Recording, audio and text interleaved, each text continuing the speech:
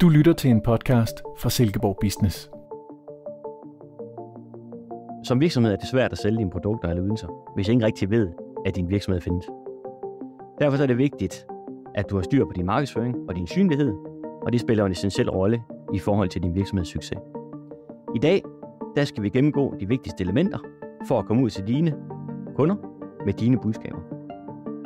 Dette er en del af en samlet præsentation, og I kan finde mine slides i episodebeskrivelsen. Mit navn er Søren Vestergaard, og jeg er siden 1998 arbejder med kommunikation og markedsføring. I dag arbejder jeg som kontaktdirektør og partner i reklamebureauet Skabertrang i Silkeborg.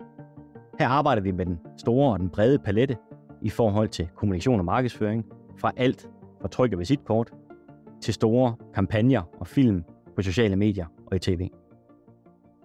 Jeg vil prøve at tage igennem nogle forskellige elementer af markedsføringsindsatserne, som er vigtige for dig som virksomhed at have styr på, inden du ruller for meget markedsføring ud. Vi kommer til at kigge på fundamentet, altså have styr på det grundlæggende i forhold til din markedsføring. Vi kommer til at kigge lidt på at have en god kernefortælling. Vi kigger ind i, hvordan du definerer dine målgrupper, og herunder får defineret det, jeg kalder personas, altså nogle mennesker, som du gerne vil kommunikere til. Vi kigger lidt på visuel identitet, som selvfølgelig er svært her igennem højtalerne at se, hvad det handler om. Men igen, det med at få en rød tråd igennem al din kommunikation i din markedsføring. Så afslutter vi lidt med en kunderejse, kigger lidt på alle de forskellige områder, som en kunde skal igennem for ligesom at sige ja tak til dit produkt. Og så har vi lidt omkring nogle tal og nogle fakta. Men lad os springe ud i det. Hvis vi kigger på nogle fakta til at starte med, så er det sådan, at danskere i gennemsnit bruger 7,4 timer dagligt på diverse medier. Det vil sige, at man er jo på hele tiden i et eller andet omfang, og det er svært at gøre sig gældende, hvis man ikke har et relevant og et effektivt budskab i forhold til at sælge sin vare, eller fortælle om den vare, man gerne vil kommunikere omkring. Hvis I kigger ind i, hvor svært det egentlig er, så skal I også være opmærksom på, at hver eneste minut på en dag, jamen der er altså 28.000 som subscriber på Netflix. Det er jo en konkurrent til jeres kommunikation. Der er omkring 700.000 historier, der bliver delt på Instagram. Der er 9.000 connections på LinkedIn. Og hvis man kigger på, hvor mange timer, der bliver uploadet på YouTube, så er det 500 timer hver eneste minut. Så man kan sige, at udgangspunktet er jo svært, og det er svært at gøre sig gældende i forhold til alle de andre påvirkninger, der er ude i medierne derude. Så vær opmærksom på det, når I finder jeres budskaber. De skal være skarpe, de skal være præcise, og de skal være lige på. Hvis man kigger lidt på andre fakta, som måske også er rart at have med i bagagen, så kan man se, at de digitale medier, som nethandlende danskere de anvender, for ligesom at følge et mærke eller en netbutik eller nogle influencers, jamen så ved vi stadigvæk, og det er på trods af, at vi siger 2023 i dag, at Facebook stadigvæk er en spiller, som man ikke kan negligere. De har stadigvæk godt fat, og de har stadigvæk fat i majoriteten af de mennesker, som ligesom træffer deres beslutninger i forhold til at købe et vist produkt på nettet. Efter Facebook kommer Instagram, så kommer YouTube, LinkedIn, Pinterest, Snapchat, og helt efter dem, så kommer TikTok. Så selvom vi snakker meget TikTok, så er det stadigvæk et lille medie sammenlignet med de andre. Og husk på, TikTok er nok også primært for de unge.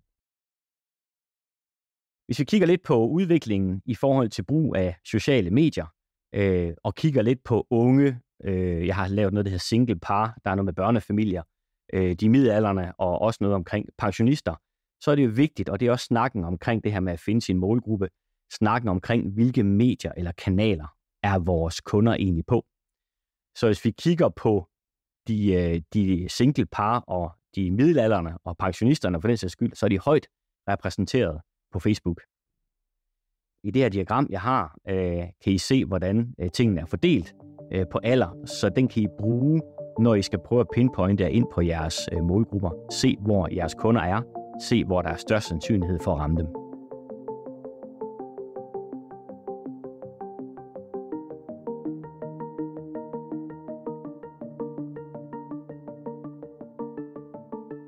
De vigtigste medier i dag, når man snakker markedsføring, der er det jo svært sådan lige at definere lige præcis det vigtigste medie.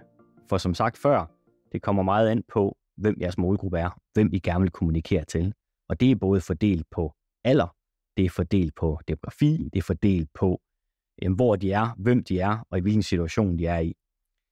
Men hvis man så skal trække den sådan grov streg hen igennem det hele, så kan man sige, at de sociale medier er bare stærke.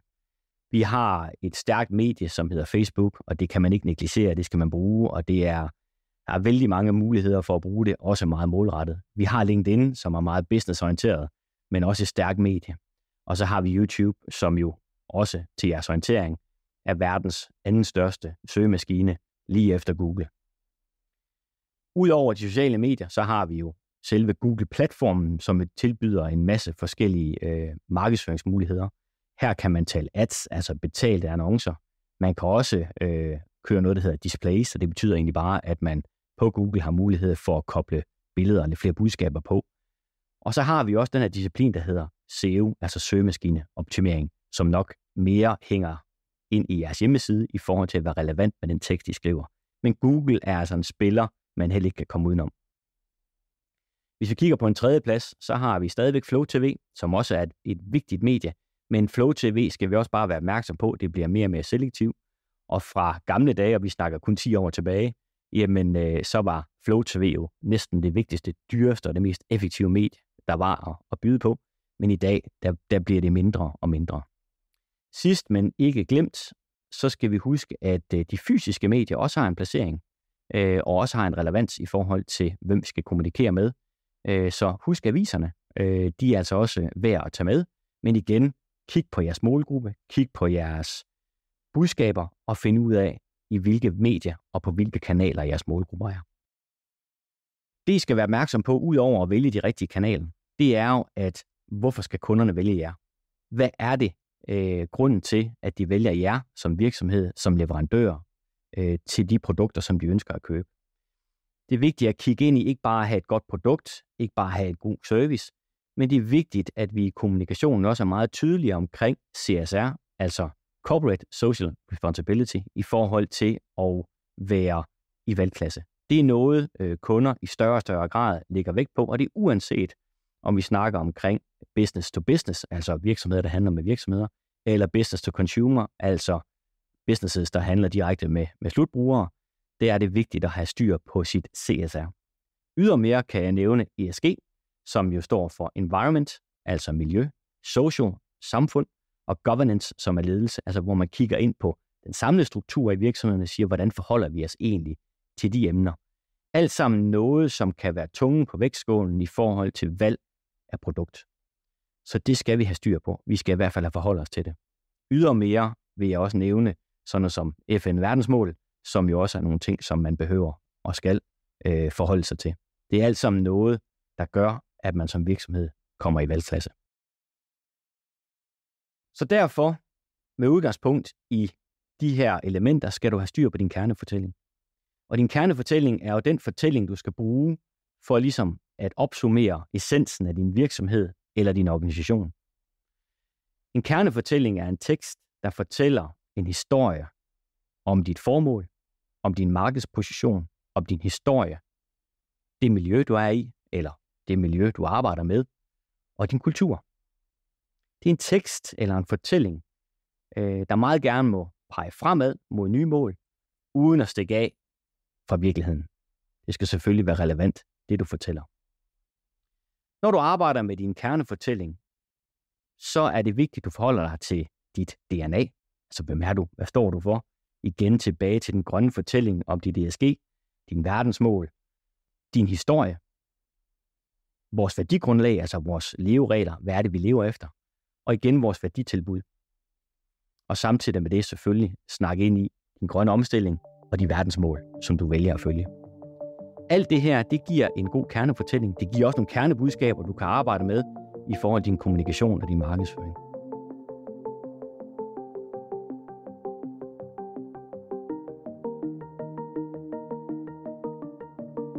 De vigtigste kendetegn for din virksomhed, det er jo selvfølgelig jeres DNA og de succeskriterier, I arbejder med. Det er det, I skal være kendt for. Det er det, folk skal kende jer på. Og hvis jeg skal prøve at nævne nogle eksempler, som måske kan give noget inspiration til jer når I selv skal lave jeres kernefortælling, så er det vigtigt, eller kan være vigtigt, at komme ind på partnerskaber. Hvordan arbejder man med sine kunder? Noget omkring, er det nemt samarbejde, problemfrit? Vi kan nævne noget om kvalitet, viden, bæredygtighed, erfaring. Det kan også være branchekendskab. Det kan være sporbarhed og dokumentation. Det kan også være innovation. Det kan også være renovering af løsninger, altså det her med at have noget, som er godt for miljøet. Troværdighed er selvfølgelig en vigtig spiller. Det kan også være rimelige priser, men husk, at priser er jo ikke det, der gør, at man bliver valgt til eller fra. Ikke som udgangspunkt i hvert fald. Og så det er tilgængeligt. Så blot nogle ganske få inspirationer i forhold til at sige, hvad er det, I kan vælge at arbejde med i forhold til at få skabt jeres kernefortælling. At skabe en kernefortælling med udgangspunkt i det, jeg har nævnt her, har jeg en lille øvelse på, som I kan prøve at lege med, når I sidder derhjemme. Alt sammen noget, som skal pege jer i den rigtige retning, og alt sammen noget, der skal gøre, at I kommer i valgklasse i forhold til jeres markedsføring. Forestil jer, at vi er i 2027. Jeres virksomhed har siden 2022 vækstet langt ud over det forventede. Og I er blevet en foretrukken samarbejdspartner i jeres branche. Der kommer så en journalist, og der kan vi bare nævne Børsen som eksempel, på besøg for at interviewe jer, altså jer i ledelsen. Jeres hjemmeopgave, eller det I skal overveje og tale om i jeres organisation, det er at kunne svare journalisten på et af to følgende spørgsmål. Hvordan vil du forklare din succes, som jeres virksomhed har haft? Og igen, hvad er det, I har gjort rigtigt? Nogle ting, som ligesom sætter tingene i perspektiv, og ligesom over for jer selv, og over for den her journalist, fortæller, hvordan I kom frem til at være så dygtige, som I er. Og det skal nok give mening lidt senere hen i processen, hvor I får lidt mere værktøjer, som I kan arbejde med. Men gør jer selv den tjeneste og start her. Hvis vi arbejder videre med kernefortællingen, og det I har talt om med journalisten, så er det vigtigt, at vi kigger lidt på succeskriterierne. Og succeskriterierne er grundlaget for den rejse, jeres virksomhed skal ud på. I skal prøve at prioritere jeres succeskriterier. Og det kunne være en af de mange eksempler, jeg gav jer før. Eksempelvis partnerskab, altså vi forstår kundens forretning og deres behov. Det kunne også være noget omkring, vi er specialister inden for et særligt område. Vi leverer høj kvalitet, høj præcision i alle led. Vi er innovative og udviklende. Det kan også være noget med bæredygtighed igennem hele processen, så det ikke bare er bæredygtighed i produktorienteret øje med, men også bæredygtighed igennem alle virksomhedens falsetter. Så din kernefortælling, eller jeres kernefortælling, er den fortælling fra jeres virksomhed, altså den historie, som I har fortalt til journalisten. Hvis vi skal prøve at arbejde lidt videre, så har vi fået styr på en kernefortælling nu. Nu skal vi prøve at kigge ind i et kernebudskab. Og her har jeg også en øvelse, I skal prøve at arbejde videre med. Det I skal prøve at forestille jer her, lidt samme princip som før, det er, at nu vender journalisten tilbage, efter I har fortalt den her gode historie, efter jeres gode succes. Og i de seneste 5 år, der har I set en alvorlig mangel på arbejdskraft i jeres branche, men alligevel har I evnet at fastholde og tiltrække nye medarbejdere. Så hjemmeopgaven og svaret til journalisten er noget, I skal prøve at snakke om. Hvad er grunden til det? Prøv at diskutere, hvad grunden er til, at I har været dygtige til stadigvæk at fastholde jeres arbejdskraft og tiltrække nye medarbejdere. Det kan være en del af jeres kernebudskab.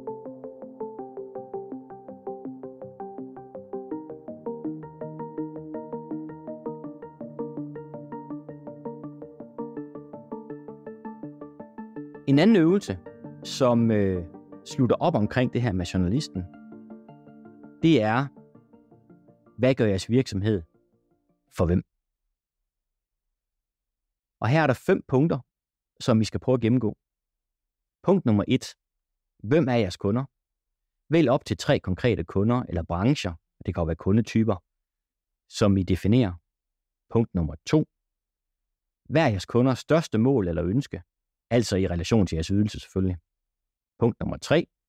Hvad er jeres kunders største smerte eller frustrationer, også kaldet pains, er også i relation til jeres ydelser.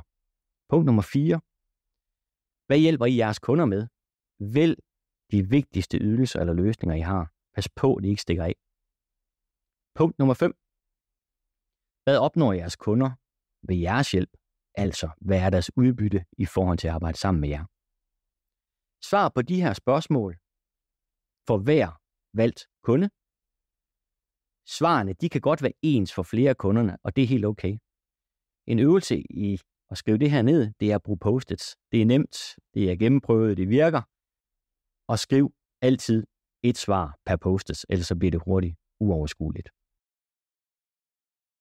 Mik fra Silkeborg Business har også lavet en optagelse omkring Business Model Canvas, som også omhandler kunder og kunderelationer. Svarene på dine spørgsmål i punkt 1-5, som jeg netop har gennemgået med jer, det skulle gerne kunne lave en lille model til jer. Og nu prøver jeg at forklare, hvordan jeg gerne vil have, I bruger spørgsmål 1 og svarene på spørgsmål 1 til spørgsmål 5. Jeres virksomhed hjælper indsæt svar fra spørgsmål 1, kunden, med at få indsæt svar fra spørgsmål 5, udbytte. Det gør vi ved indsæt svar fra spørgsmål 4, ydelse, så kunden opnår indsæt svar fra spørgsmål 2, ønske, uden indsæt svar fra spørgsmål 3, frustrationer. Flere kernebudskaber, de kan godt koges ned sammen til et budskab. Det, der er vigtigt her, når I arbejder med jeres kernebudskaber, det er at blive så præcise og så kortfattet som overhovedet muligt. Kig på modellen.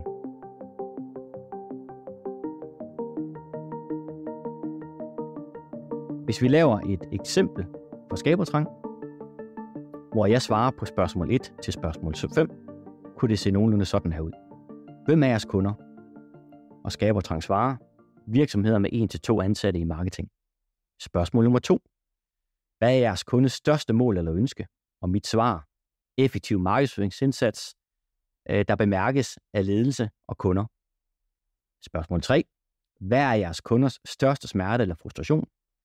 At spilde tid og penge på noget, der ikke virker. Svar på spørgsmål 4. Hvad hjælper jeres kunder med? Rådgivning og udførelse af marketingsopgaver. Spørgsmål 5. Hvad opnår jeres kunder ved jeres hjælp? Struktur på markedsføringsindsatsen. Hvis man så tager den model, jeg lige har gennemgået fra jer før, så vil min kernefortælling lyde sådan her. Skabertrang hjælper virksomheder med 1-2 ansatte i marketing med at få struktur på markedsføringsindsatsen. Det gør vi ved at rådgive om og bidrage til markedsføringsopgaver, så vores kunder opnår en effektiv og bemærkelsesværdig markedsføringsindsats, uden at spilde tid og penge på noget, der ikke virker. Så ved at svare på spørgsmålene 1-5 og sætte det ind de rigtige steder, så får jeg pludselig en kernefortælling, som skal være en del af min kommunikation og min markedsføring. Så via den her øvelse, som vi nu har gået igennem, som indeholder en kernefortælling og nogle kernebudskaber. Vi har været inde og kigge på baggrunden for det, I skal fortælle om jer selv. Så kan I nu kommunikere til jeres medarbejdere. I kan kommunikere på jeres website. I kan kommunikere til kundemøder, i salgspræsentationer og til generel markedsføring. Alt sammen essensen af det, I skal kommunikere.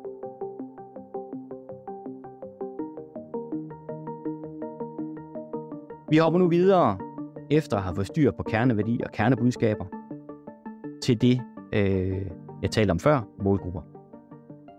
Målgrupper er jo definitionen på de mennesker, som I gerne vil kommunikere til. Og for at få skabt de rigtige målgrupper, så er det min anbefaling, at I arbejder med det, jeg kalder personas. Altså essensen af de kunder, som vi gerne vil kommunikere til. Personas er konkrete, men fiktive personer. Personas er arketyper på dem, man gerne vil kommunikere til. Det handler altså om at få kød og blod på den grå masse, som man taler om, men som man ikke rigtig har sat i system. Et konkret mål at sigte efter. Og så vil jeg anbefale, at I fra virksomhedens side vælger 2-6 personas, som ofte vil være passende. Når man laver øvelsen og skal prøve at finde sine målgrupper, vil man ofte have rigtig mange personas, man skal sigte på, og det kan virke lidt uoverskueligt. Men tro mig, 2-6 personer er rigeligt. Arbejde i dybden med det, og finde ud af, hvem der er jeres vigtigste kunder. Udfordringer for mange virksomheder, det er at vælge fra. Alle er jo interessante. Men det er jo ikke alle, vi kan ramme. Så sørg for at skære det til og skære det ind. Gør kommunikationen relevant for din målgruppe og dine personer, så vil det også være relevant for flere. Så muligheden for at skære fra er faktisk godt og en god øvelse for jer selv. Drop masse kommunikation. Fokuser mere på din persona. Jo færre, jo bedre, og jo mere præcis kan de kommunikation og de budskab være. Jeg har vedhæftet nogle eksempler på personas, hvordan det kan se ud, hvordan man kan arbejde i bund med personerne, som vi kan kigge på, og så har jeg lavet en meget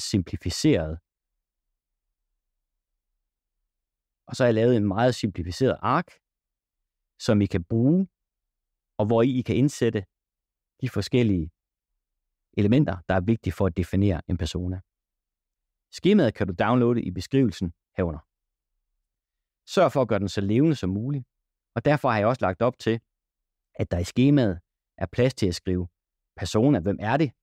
Sæt gerne navn på. Det kan være Pia eller Paul, det kan være alle mulige forskellige navne, men sæt navne på, så bliver det nemlig til kød og blod. Udover navne, sæt en branche på. Hvad er det for en branche, vedkommende arbejder i? Sæt også på, hvilken stilling og funktion personaen har. Definer, hvilke udfordringer eller pains, som personaen har. Og sæt gerne flere på. Definer deres alder, køn, og det kommer selvfølgelig lidt i relation til navnet. Men det her, det gør, at vi bliver mere præcis i forhold til vores valg af kanaler og kommunikationsmetoder.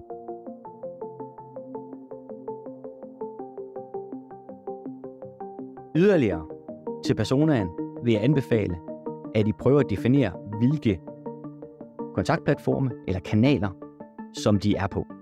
Og det er jo alt afhængigt af alder, som jeg også startede med at sige, hvilke kanaler, hvis det er Facebook, hvis det er Instagram, hvis det er TikTok, hvis det er YouTube, så har vi alle sammen nogle præferencer i forhold til vores alder. Så derfor skal I gøre nogle tanker her, i forhold til at sige, hvis jeg skal ramme min persona, som hedder Peter, så skal jeg fange Peter på kanal 1, 2, 3, 4, 5, 6, 7. Definer selv, hvor mange der er relevante. Og så vil jeg samtidig i valg af personaen, som det sidste, sætte nogle idéer ind til, hvordan man kan skabe interessant indhold til Peter, til vores persona. Og det giver jeg også en idé om, hvad I skal skrive til den enkelte, for vedkommende føler det relevant og interessant. Husk nu den jungle, vi er i, af kommunikation og kanaler, som vi bliver bombarderet med hver eneste dag. Så vær skarp i jeres budskaber. Og her vil jeg lige fremhæve masser af kommunikation igen. Drop det. Det er en-til-en kommunikation. Det er sådan, I skal tænke. Det er det, der virker. Når I har styr på jeres personas, kan I begynde at arbejde med budskaber. I kan begynde at arbejde direkte med hensyn til de informationer og viden, som de forskellige skal have. En anden ting, der er vigtigt at have styr på i jeres virksomhed, det er jeres visuelle identitet. Jeres visuelle identitet er jo det, I bliver kendt for, selvfølgelig rent visuelt. Så det vil sige, at hver gang der popper noget op med din virksomhed, så skal jeg kunne se det fra jer. Derfor er det en god idé, selvfølgelig at have styr på sit logo, det siger næsten sig selv, men det er også vigtigt at have styr på sin billedstil, sin farver, sin font, altså hvilken skrifttype bruger man, hvilken tone of voice bruger man i forhold til, hvordan kommunikerer vi? Er det humoristisk? Er det alvorligt? Hvordan gør man i det hele taget? Og det skal I efterleve, og det skal I gøre konstant, for det er en del af jeres DNA. Og det er en del af at blive kendt lynhurtigt.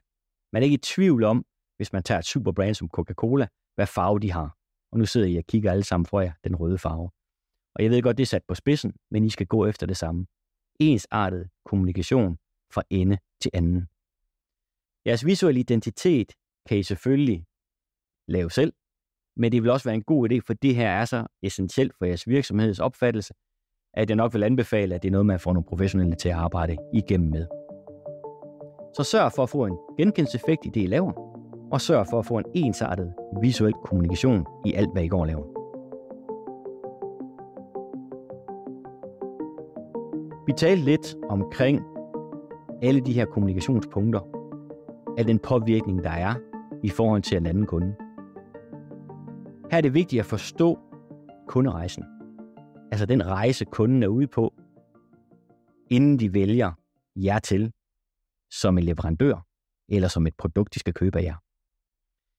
Jeg har i mit materiale vedhæftet en kunderejse, hvor I kan se alle de påvirkningspunkter, som der er.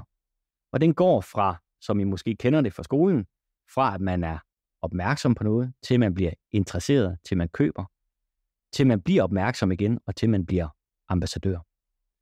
Men her kan I se på tegningen, hvor mange påvirkningspunkter der er, lige fra at man måske læser noget i avisen, til man hører noget i radioen, til man hører noget fra en kammerat, til man får en e-mail, til man ser noget på en blog, til man bliver ramt af en fysisk butik, til man går ind på et website, til man bliver en del af måske en kundeklub, til man igen bliver ramt af noget messe eller noget aktivitet, til man igen måske signer op til et nyhedsbrev. Og det er blot nogle af de ting, der står på listen. Der er mange andre steder, man bliver ramt. Så sørg for igen tilbage til at være skarp på jeres kommunikation. Gør hvad I kan for at være så målrettet i jeres kommunikation som overhovedet muligt. Drop som sagt massekommunikationen og vær meget direkte i forhold til, hvem I gerne vil kommunikere til. Med udgangspunkt i de her ganske få gode råd, er der selvfølgelig lang vej nu til, at man vælger sine kanaler, til man får ramt det rigtige, eller ramt de rigtige mennesker derude, til de får købt dit produkt. Men de her punkter, jeg har nævnt, er essentielle for at I kan være konstant i jeres kommunikation, for at I kan entyde i jeres kommunikation, og for at I også kan slå de andre konkurrenter, som ikke har tænkt så meget over, hvor vigtigt det er at have det rigtige budskab, og have de rigtige værdier i din virksomhed. Så hør det igen. Kig på de slides, der er lagt ved. Så håber jeg, I får en god og en konstruktiv proces i at arbejde med markedsføring. Tak for i dag, og tak for opmærksomheden.